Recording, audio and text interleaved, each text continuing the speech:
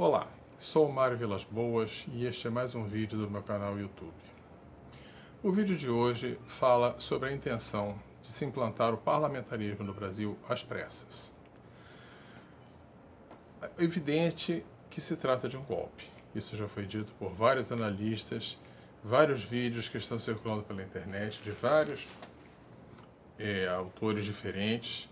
Eu não me refiro a nada da grande mídia, porque já tem muito tempo que os principais veículos de mídia tradicionais, tipo jornais, revistas, televisão, não dão nenhuma informação isenta a respeito da política nacional. Então, as informações que têm alguma isenção são as que são veiculadas pela internet, nas mídias alternativas, por pessoas que não estão ligadas a esses grandes meios de comunicação.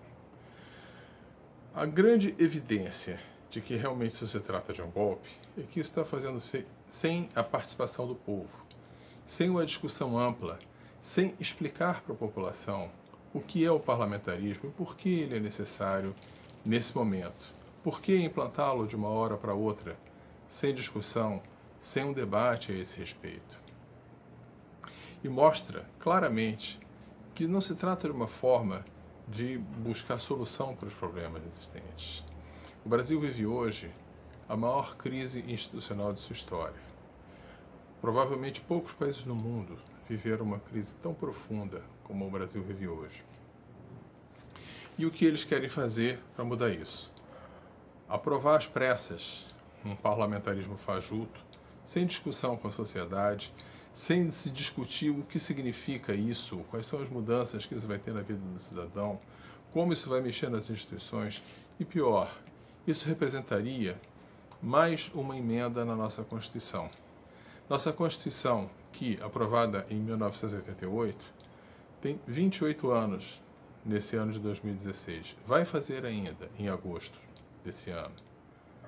Então, por enquanto, ainda tem 27 só. E nesses 27 anos, salvo engano, já foi reformada mais de 60 vezes, o que dá mais de 2 reformas por ano. Isso por si só mostra a falência absoluta dessa Constituição que nós temos.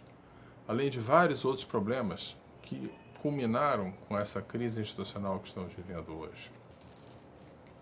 Mas se não bastasse isso, essa montoeira de emendas que descaracterizaram a nossa Constituição, transformaram a nossa Constituição numa colcha de retalhos, que já era meio sem pé nem cabeça quando foi feita, e hoje está mais sem pé nem cabeça ainda, porque esse monte de emendas que foram feitas são incompatíveis uns com os outros, e deixou a Constituição, que já era confusa, mais confusa ainda.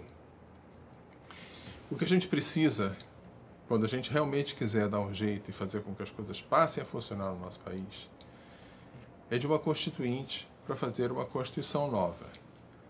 E essa Constituição nova, para começar, a primeira coisa que precisa ser feita é ser feita não pelo Congresso Nacional, mas por uma Assembleia Constituinte. Infelizmente, os juristas brasileiros parecem não saber a diferença entre o Congresso Nacional e a Assembleia Nacional Constituinte. O Congresso Nacional é uma instituição permanente. A Assembleia Nacional Constituinte é uma instituição temporária. Quem faz parte do Congresso Nacional são pessoas que se dedicam à política. Quem faz parte de uma Assembleia Nacional Constituinte são juristas que vão lá exclusivamente para fazer uma Constituição e acabou.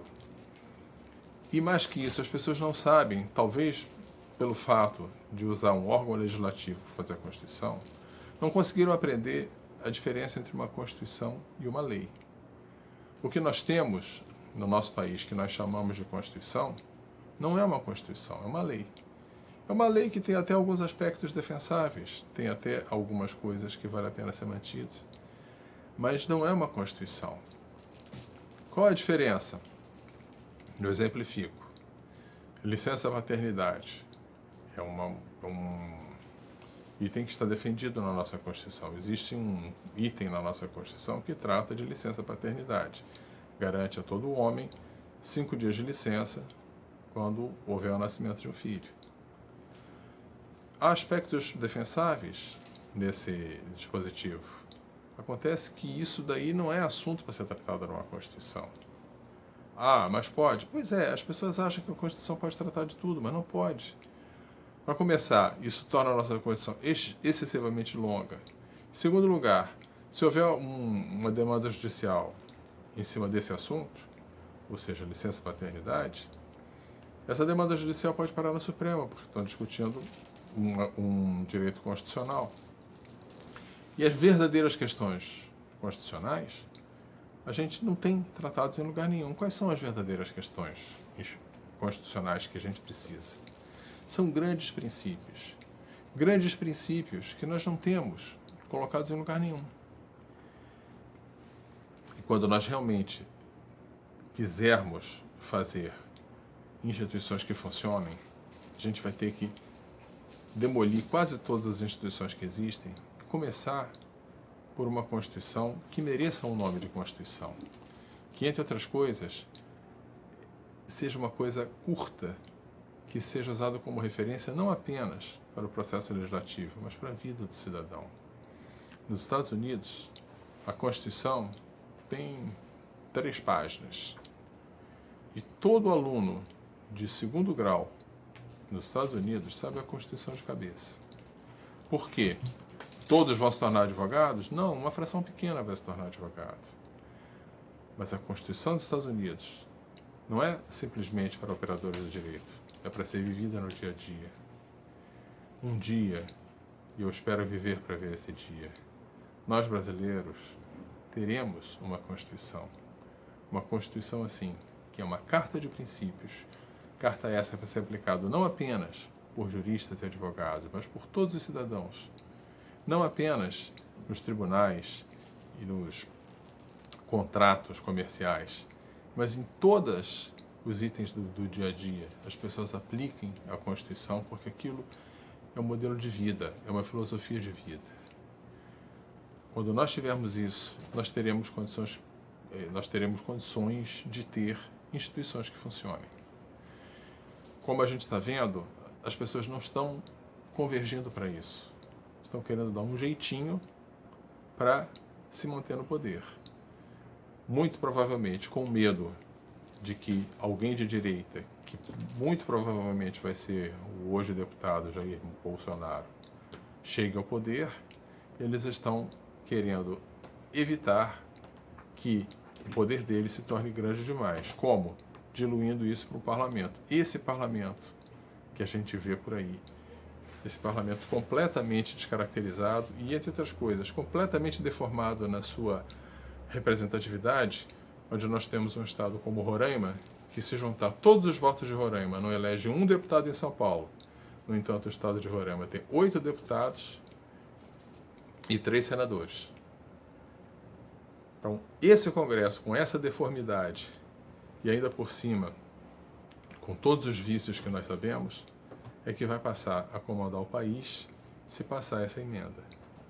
O parlamentarismo pode até ser uma solução, mas depois, apenas depois que nós tivermos instituições que funcionem e uma Constituição digna desse nome.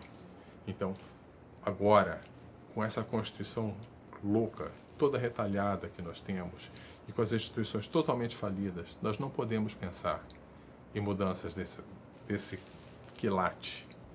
Antes disso, nós precisamos de instituições que funcionem, regras claras, uma Constituição digna desse nome e um grande debate nacional acerca das vantagens e desvantagens de se adotar o parlamentarismo.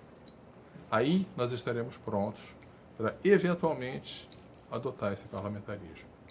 Agora, do jeito que está, no afogadilho, sem discutir nada com ninguém, é pura e simplesmente um golpe para que essa cleptocracia, que não se resume ao PT, meus amigos, está espalhada por vários partidos.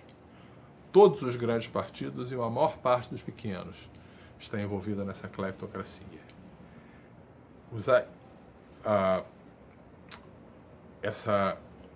no afogadilho, aprovar agora esse parlamentarismo que a gente não sabe nem o que é, porque não está explicado para a população, assim, de uma hora para outra, é pura e simplesmente mudar tudo para ficar tudo como está e manter as mesmas pessoas no poder. Não podemos aceitar isso. Se for preciso, vamos protestar nas ruas de novo, como nós fizemos agora no dia 13 de março. É isso que eu tinha para dizer.